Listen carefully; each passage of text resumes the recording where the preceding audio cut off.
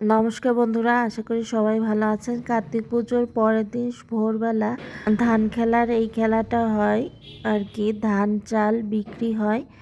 আমরা দুই বোন গরু হয়েছিলাম, আর শাশুড়ি মা ধান বিক্রি করবে আর একজন ধান বিক্রেতা হয়েছিল। এরকমভাবেই প্রথমে সকালবেলা এরকম আর কি নিয়ম আছে, এমন করা হয় যে শাশুড়ি মা আর এই মাসি বসে পড়েছে। ছেলেমেয়েরা তখন বেভোর ঘুমে ঘুম, তাই তাদেরকে নিয়ে আসতে পারিনি।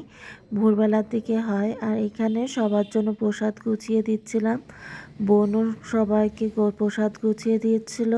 পূজার পরে আমরা দুই বোন এই কাজটাই করি। ঢাকাতে জেঠু বড় মা বাড়িতেও প্রসাদ গুছিয়ে দেওয়া হয়েছিল, আর আমাদের বাবার বাড়িতেও প্রসাদ গুছিয়ে দেওয়া হয়েছে। বাবা তো সব সময় আগে বলে, ঢাকার প্রসাদ গুছাও আর হলো তোমার বাবার বাড়ির প্রসাদটা আগে গুছাও। আর এই যে মেয়ে ছেলে উঠে পড়েছে, ছেলে এখন বসে বসে প্রসাদ খাচ্ছে। প্রসাদ বলতে ওই যে নকুল দানা আছে তাই খাচ্ছে। এদিকে খিচুড়িও রান্না হয়ে গিয়েছে, মা খিচুড়ি রান্না করেছে।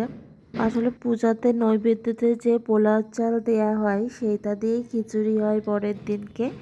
এই যে খিচুড়ি হয়েছিল, আর জলপাই দিয়ে চাটনি হয়েছে, বেগুন ভাজা। এত ভালো লাগে, পূজার প্রসাদ মানে একটা অন্যরকম স্বাদ লাগে।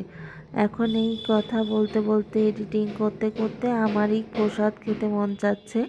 আর এই যে আলু ভাজা হয়েছিল 5 রকম ভাজা।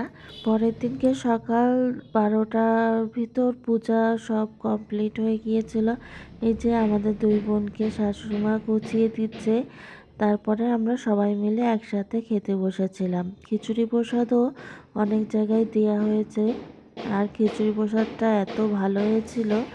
আসলে পূজার প্রসাদ মানেই অমৃত লাগে, কার খেতেও ভালো লাগে। খিচুড়িটাও অনেক মজা হয়। আর এই যে আমি খাচ্ছি, এখন মনে হচ্ছে এই খিচুড়ি প্রসাদ পূজার প্রসাদ দেখে এখনই রান্না করে খেয়ে আসি। এত খিচুড়ি খেতে মন চাচ্ছে। ভালো থাকুন, সুস্থ থাকুন।